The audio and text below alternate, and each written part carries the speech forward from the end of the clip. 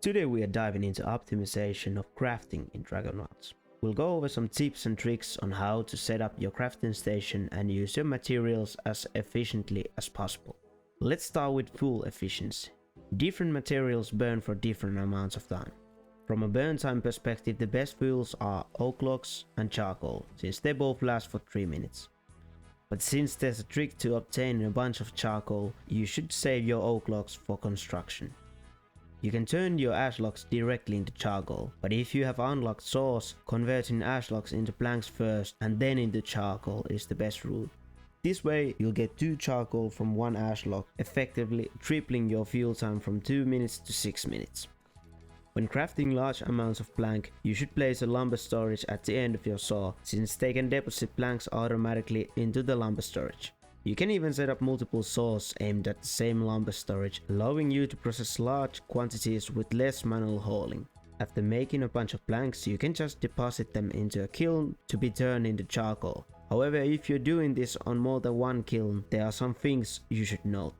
To scale your operation efficiently, you'll want to build a collection system that gathers all output items in one place. Here's how. First, you must place stations like kilns at the edge of a raised platform. It's important to rotate them so that their output side faces inward towards the center of your build.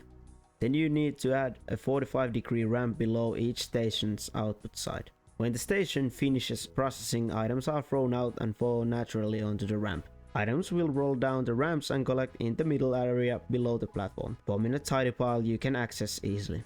For easier access to the stations, you can place stairs on the platform's outer sides so you can refill stations from the back.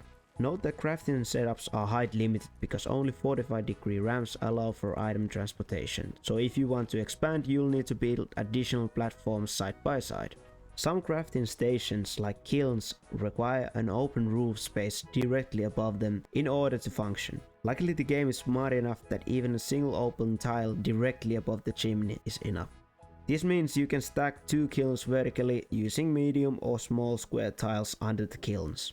More than 2 stacked kilns may cause issues. Items from the top kiln tend to get stuck on the lower ones due to positional offset. You can also place a cooking pot right on the edge of a tile, giving it a direct view of the sky. This allows it to function properly even when stacked vertically.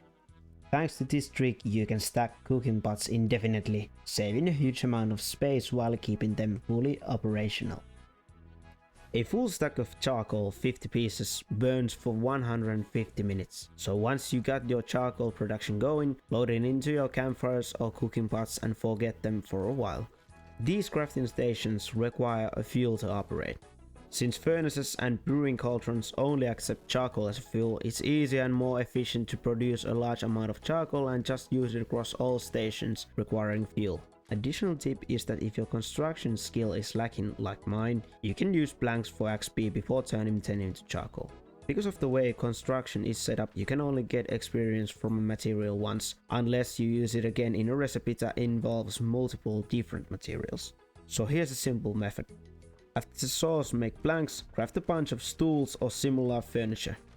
Then dismantle them to recover the planks. And after that, burn the planks into charcoal in kilns as usual. You'll gain construction XP and still end up with the same amount of fuel, no extra materials wasted. Sadly, full optimization of item processing isn't possible in Dragonwilds, but with these small optimizations you can make your life a bit easier. I'd love to hear if anyone has built something similar or if you have additional tips for streamlining item workflows. I hope you enjoyed the video and I thank you for watching.